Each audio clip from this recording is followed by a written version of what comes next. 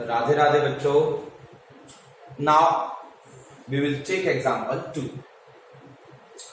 अब इस एग्जांपल 2 को सॉल्व करने के लिए थोड़ा सा बेटा अपन को 9th क्लास के बेसिक्स की भी जरूरत पड़ेगी। छोटा सा बेसिक है, कोई ज्यादा भी नहीं। ये अपना ज्योमेट्री का बेसिक है। देखो क्या कह रहा है क्वेश्चन। पहले अपन क्वेश्चन को समझते हैं। On the basis of trigonometry here angle B and comma angle Q are acute angle. इसका मतलब ये क्लियर हो रहा है बेटा कि एंगल बी और एंगल क्यू दो अलग अलग ट्राइंगल हैं। इनमें जो है क्योंकि दो एक्यूट एंगल बनाने को अपन को बोल रहे हैं, तो देखते बेटा एक अपन ने ट्राइंगल लिया, इस ट्राइंगल में एंगल बी बना दिया हमने एक्यूट एंगल। हम लोग इसको एक ट्राइंगल से भी सॉल्व कर सकते हैं। मैं जब फिजिकल क्लास लेता हूं बेटा उसमें दोनों मेथड से करके दिखाता हूं, लेकिन फिलहाल अभी अपन जो यूट्यूब पर अभी जो वीडियोस डाल रहे हैं उसमें अपन दोनों सेपरेट ट्राइंगल ले रहे हैं, कोई कंफ्यूजन नहीं करना चाहते। Okay, so here angle B हमारा एक्यूट एंगल ये हमने ले लिया बेटा, और एक हमारा एक्यूट एंगल हमारा ये एंगल क्यू।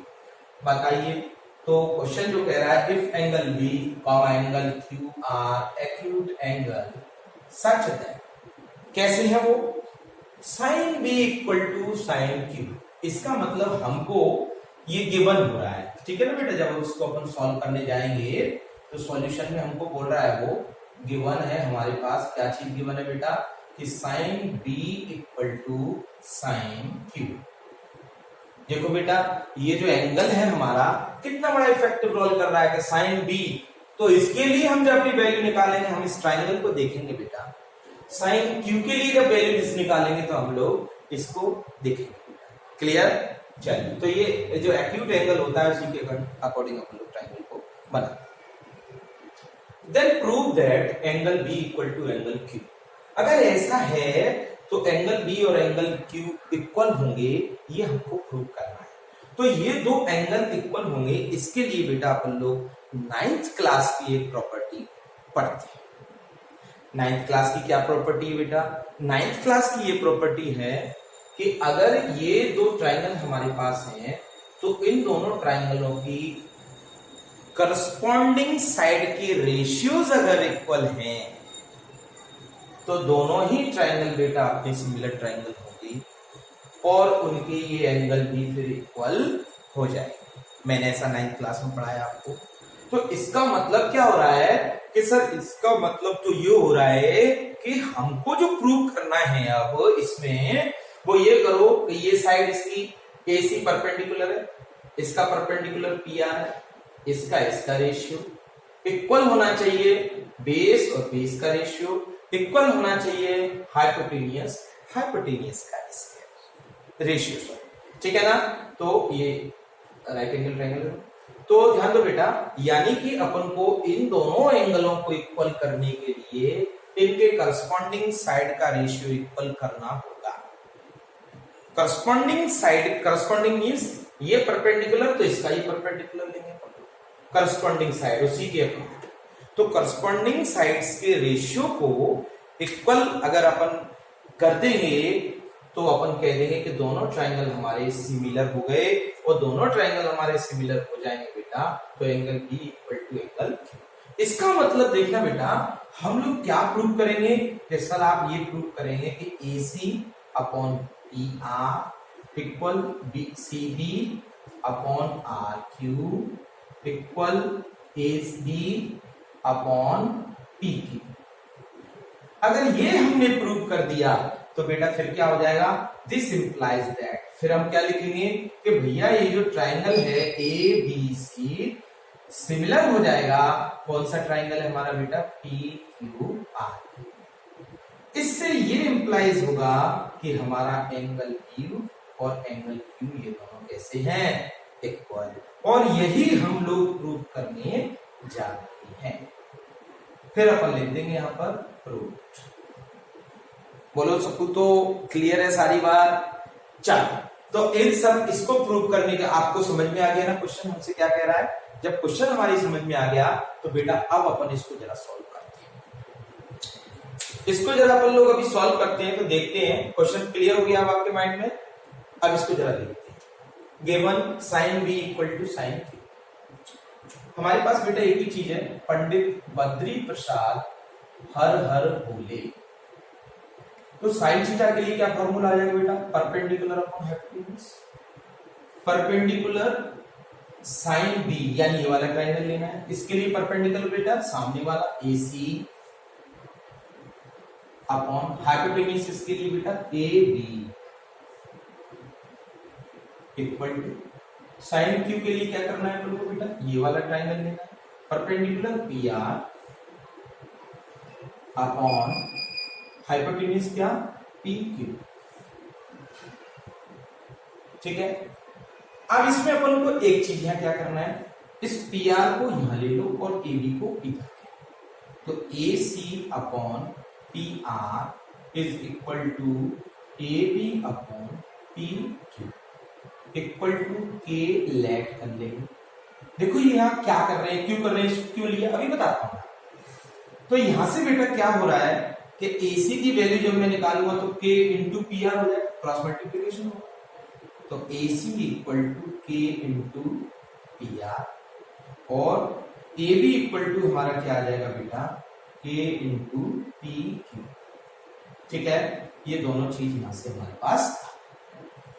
इसका मतलब हमने क्या किया है, हमने ये किया है बेटा कि एक ट्रायंगल की जो साइड है वो साइड को दूसरे ट्रायंगल के साइड के करस्पॉन्ड में लिख दिया है। मानिए इस ट्रायंगल की साइड को दूसरे ट्रायंगल की साइड से अपन ने कोरिलेट कर दिया। ठीक है, इसीलिए अपन ने इसको इधर लिया और इसको इधर कर दिया। इससे AC हमारी किसकी टर्म्स में आ गई, PQ की टर्म्स में आ गई। ये AC हमारी PQ की टर्म्स में आ गई, इसकी PQ की। तो इस हिसाब से अपन लोग बेटा यहाँ पर, और AB हमारी AC हमारी PR की टर्म्स में आ गई और AB हमारी PQ की टर्म्स में आ गई। यानी एक ट्रायंगल की साइड हमने दूसरे ट्रायंगल की साइड के टर्म्स में लिख दी। ठीक है, ध्यान देते बेटा साइन बी में जब अपन ने वैल्यू निकाली तो AC AB अपने काम में आ गया। देखो AC और AB अपने काम में आ गया, हमारे पास BC की वैल्यू नहीं। ऐसे इधर ये और ये है लेकिन RQ की वैल्यू नहीं। तो अपन क्या करेंगे बेटा, हमारा टारगेट है कि हमको BC की वैल्यू निकालनी है। तो इसके लिए अपन क्या लगाते हैं, पाइथागोरस, वो एक अपने पास है। पाइथागोरस थ्योरम अपन ने जैसे ही लगाई बेटा, पाइथागोरस थ्योरम हमसे क्या कहती है, एक ही चीज कहती है कि हाइपोटेन्यूज का स्क्वायर यानी AB का स्क्वायर इक्वल टू परपेंडिकुलर का स्क्वायर AC का स्क्वायर प्लस बेस का स्क्वायर यानी CB का स्क्वायर। बताओ बेटा ये CB तो हम निकालने जा रहे हैं, इसको निकालने के लिए इसको इधर कर देंगे तो AB का स्क्वायर माइनस AC का स्क्वायर इक्वल टू CB का स्क्वायर। कोई डाउट? No doubt. यहां ध्यान दो बेटा, मैं CB को जरा इधर लिखता हूं जिससे आपको कोई कंफ्यूजन नहीं होगा। CB का स्क्वायर इक्वल टू AB का स्क्वायर माइनस AC का स्क्वायर। ध्यान दो सबको, को AB को अपन लोग क्या लिख सकते हैं, K इंटू PQ। तो K इंटू PQ का होल स्क्वायर माइनस AC बोले तो K इंटू PR का होल स्क्वायर। तो बेटा K स्क्वायर PQ का square minus K square PR का स्क्वायर। दोनों में से K स्क्वायर कॉमन आ रहा है बेटा, क्या हो जाएगा PQ का स्क्वायर माइनस PR का स्क्वायर। ये CB स्क्वायर की वैल्यू आ रही है। अगर अपन ने CB की वैल्यू निकाली बेटा तो इस पूरे पर अंडर रूट लग जाएगा, K स्क्वायर में से K अंडर रूट के बाहर आ जाएगा, बाकी का ये पूरा मटेरियल अंडर रूट के अंदर रहेगा, PQ का स्क्वायर माइनस PR का स्क्वायर। बताइए सबको, तो इस जो ट्राइंगल है हमारा ABC, इसमें मैंने पाइथागोरस लगाई, आपको पाइथागोरस लगा करके किसकी वैल्यू निकालनी है, ये जो तीसरी साइड है CB की वैल्यू निकालनी है। इसी तरीके से बेटा अपन को इस ट्राइंगल में भी पाइथागोरस लगा के RQ की वैल्यू निकालनी है। देखते हैं यहाँ पे। अच्छा, ये जो अपन ने K लेट किया था इसको इक्वेशन 1 नाम देना। अब क्या करना है बेटा, अब दूसरे वाले ट्राइंगल में पाइथागोरस लगाओ। Now in triangle PQR by Pythagoras, तो देखो बेटा PR का स्क्वायर हाइपोटेन्यूज का square, sorry it means P Q का square equal to P R का स्क्वायर प्लस आर क्यू का स्क्वायर। हमें आर क्यू की वैल्यू निकालनी है, इसको इधर कर दो, तो पी क्यू का स्क्वायर माइनस पी आर का square equal to R Q का स्क्वायर। आर क्यू की वैल्यू निकालनी है बेटा, तो इस पे अंडर रूट आ जाएगा, अंडर रूट पी क्यू का स्क्वायर माइनस पी आर का स्क्वायर। बताइए बेटा, इन दोनों को मैंने निकाला है, इसमें बताइए कोई प्रॉब्लम आ रही है आपको? बेस दोनों की मैंने निकाल दी, क्योंकि उनकी दोनों की साइड का रेशियो हमको नहीं पता है। देखो हमको बेटा ध्यान दो, AC अपॉन पी आर पता है, AC अपॉन पी आर पता है, करस्पॉन्डिंग साइड का रेशियो ही तो हमारा टारगेट है। AB अपॉन पी क्यू पता है, AB अपॉन पी क्यू पता है, लेकिन हमको CB अपॉन आर क्यू नहीं पता था, इसीलिए हम लोग क्या कर रहे हैं बेटा, इन दोनों की वैल्यू हमने निकाल दी। अब क्या निकालना है? अब इनका रेशियो निकाल देते हैं। Now CB upon R equal to, CB की वैल्यू ये निकाल दी बेटा, K इंटू ये सब जो लिखा हुआ है कि K into under root P Q square minus P R square upon R Q की वैल्यू ये रखी हुई है बेटा, under root P Q square minus P R square. देखो बेटा ये दोनों कैंसिल हो गए, क्या आ गया? इक्वल टू के। ध्यान दो सबको, तो इक्वेशन 1 में इन दोनों का रेशियो भी किसके इक्वल है? के। और CB अपॉन आर क्यू का रेशियो भी जो आया है वो भी किसके आया? इक्वल टू के। तो इसको इक्वेशन 2 दे दो, अपन लिख देंगे बाई इक्वेशन 1 एंड 2।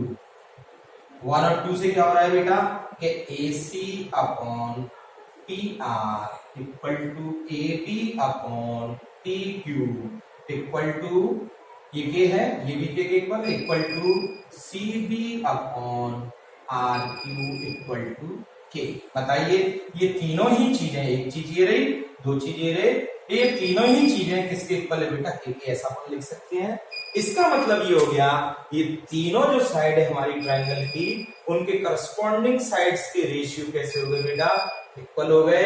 इससे ये रिप्रेजेंट हो गया कि ये दोनों ट्रायंगल हमारे सिमिलर हो गए, इसीलिए इनकी एक्यूट करस्पॉन्डिंग एक्यूट एंगल भी क्या हो गए?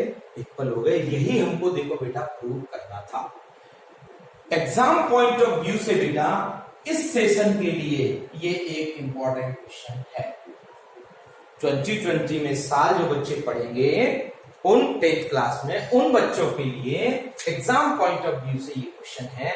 इस क्वेश्चन को सॉल्व करने के और भी एक और मेथड है, लेकिन मेरा कहना सबूत तो ऐसा है कि आप इसी मेथड से इसको सॉल्व करो।